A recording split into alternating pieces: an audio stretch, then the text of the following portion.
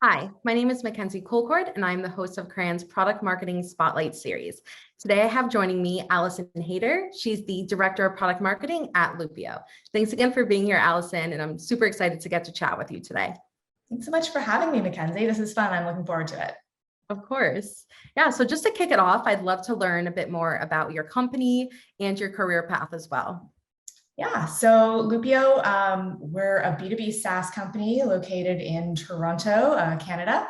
And our software is essentially all about the problem of helping companies respond to RFPs, security questionnaires, different types of questionnaires that come up in that buying cycle as part of the evaluation and purchase process. If anyone listening has ever been part of that process, it can be really, really painful. There are sometimes hundreds of questions. It takes a long time. It's not usually people's favorite part of their job. For some people, it's their whole job, and it can be really challenging. And so we make it a little less challenging. We automate a lot of the manual parts of the process. We centralize a lot of the content that's required to participate in those responses. And it's honestly a company I really love for all kinds of reasons. But one of the things as a product marketer is that it's a solution that has just amazing product market fit. And that always gets me excited. So great company to be a part of. Yeah, absolutely. And just on a personal level, what kind of led you over to Loopio? Yeah, so I'm Loopio's Director of Product Marketing. I've been there for a little bit under 2 years now. And I've honestly spent the last approximately 10 years in pretty specifically B2B SaaS companies in product marketing. Totally stumbled into product marketing by accident nearly 10 years ago. It was not the very present, obvious kind of part of marketing that it is today. It's a much newer discipline at the time. And I was a marketing assistant at another B2B SaaS company. Heard we were thinking of hiring our first product marketer kind of through the rumor mill, and got my nerve up to invite my VP of marketing to a meeting and kind of make my pitch for why I wanted to be that person, and had no clue what I was getting myself into. But 10 years later, still really, really enjoying it. Awesome. Yeah, I love that initiative. It's you got to go after things, and sometimes you have no clue what you're getting yourself into, but sometimes it works out great. Yeah, exactly. So for product marketers who, may be earlier on in their careers right now and are really just looking to grow their skills, do you have any advice for them? So much advice. Probably a lot of advice that I didn't start taking until even more recently. And also, again, because the landscape has changed so much in such exciting ways over the last couple of years. Absolutely encourage folks to get involved in communities like the Product Marketing Alliance. I will not be the first person to say that. But LinkedIn has also become a really exciting place for product marketers to share like little tips and tricks, things they're working on. If you follow the right people, if you look at Crayon Spotlight series, I'm sure, and look at people who have been involved here, or people who have been guests on podcasts. PMA puts together a top influencers list. You just connect with or follow those people on LinkedIn, you'll get exposed to all kinds of amazing nuggets. And then I've kind of tried to take that a step further myself this past year. I've been finding so much value from those kinds of asynchronous conversations on LinkedIn and in the PMA community. I started reaching out to folks more, especially folks who were involved in really interesting conversations. Booking more Zoom kind of coffee chats now that we live in a world where Zoom coffee chats are a thing. And it's so easy to connect with people all across the world. So I reach out to a lot of B2B SaaS folks and have a lot of really interesting conversations, and folks who are really generous with their knowledge and talking about what they're working on. I've learned a ton that way as well. Yeah, it's I think regardless of the role, networking is so important. Yeah. I'll say too, like for folks who might feel like if they're newer in their careers and they're feeling a little anxious about reaching out to folks who are more senior, it's a very competitive job market right now. And I make time, I try to spend time talking to folks who are maybe at my level, maybe a little bit beyond, but also folks who are earlier in their career, because it's helpful for me as I'm thinking of hiring to know some great folks who are kind of building their career. So don't hesitate to reach out to anyone on LinkedIn. I feel like cold outreach, it works sometimes. It's a great tool. So kind of switching gears here over to competitive intelligence. I know, for product marketers, that's a super important, role. Do you have any tips for product marketers on how to get competitive intelligence buy-in kind of company-wide and kind of getting everyone on the same page with that? Yeah, lots of tips. I think it's funny. Competitive intelligence is one of the many cross-departmental kind of roles or programs that product marketing is often responsible for. And so a lot of the tools and the tips that kind of apply to competitive intelligence apply to all kinds of different programs that might be cross-functional. Truly, I think it's about making sure that you're not trying to go it alone. Sometimes folks can spend a lot of time. I know this is something I've done in my past, spend a lot of time in my own head trying to put things together that are really great and then bring it out to the rest of the company and say, here it is, I've done it. What do you think? Please use it.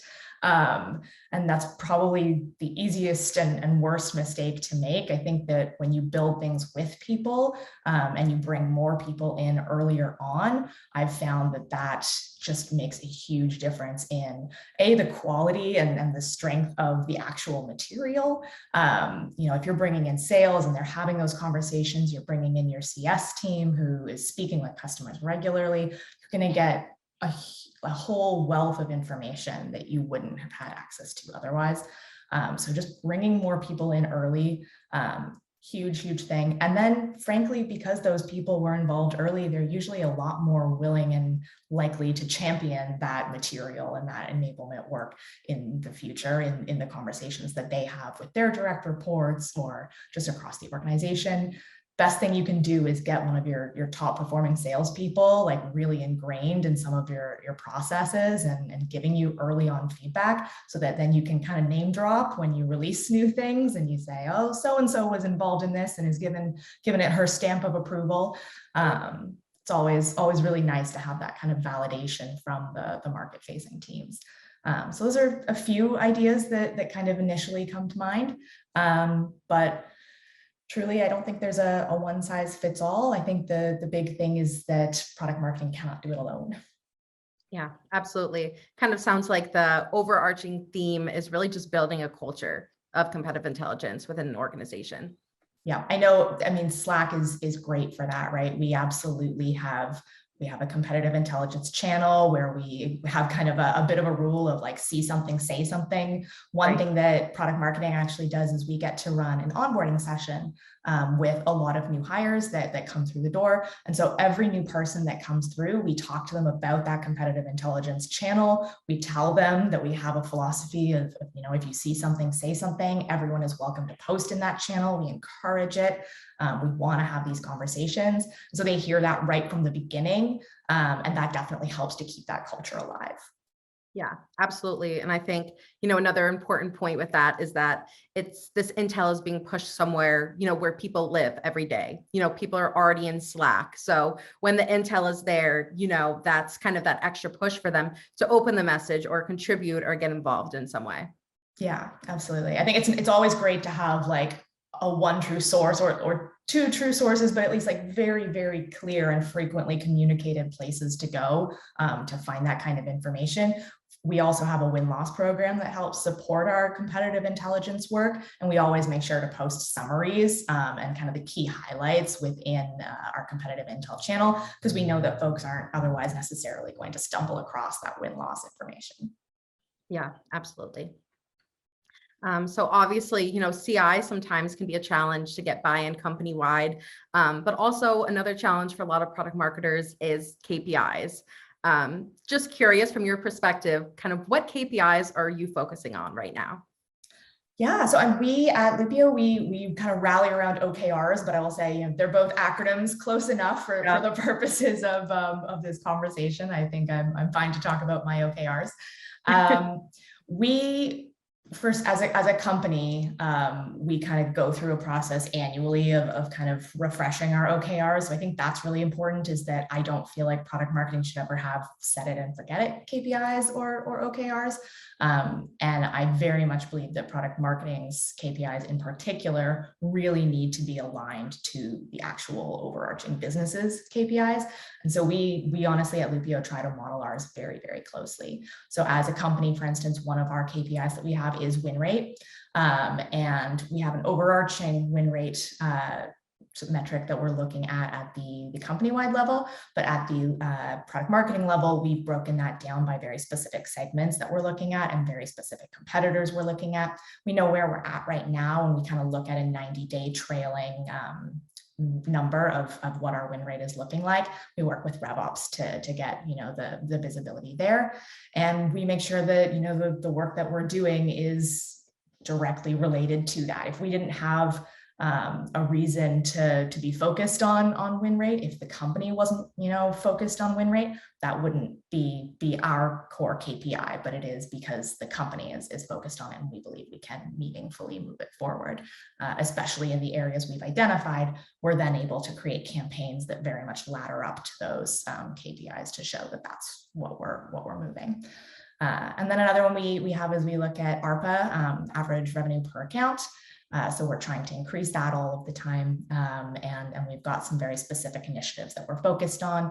For instance, from an expansion perspective with current business, where we're trying to get folks to upgrade from one plan to another plan. And that's a lot of the work that we do with our CS team and our product team. That's awesome. I'm sure that'll be super helpful for, product marketers listening in, trying to build up their programs. That's some great advice. Yeah, I think it can and should be different at every company, right? And depending on what that company's goals are at that point in time in their journey. Absolutely. And for my last question for you today, this is a very Crayon themed question. What does it mean to you to compete like you mean it? Yeah, I think honestly, in order to compete like you mean it, you need to realize that competitive intelligence is a team sport. We talked about that part before of like the just getting the program off the ground, bringing people in, bringing their insights in. But the other really important piece of that I talk about with my team all the time is another easy to make mistake with competitive intelligence or market intelligence in general. If you're building out personas and things like that.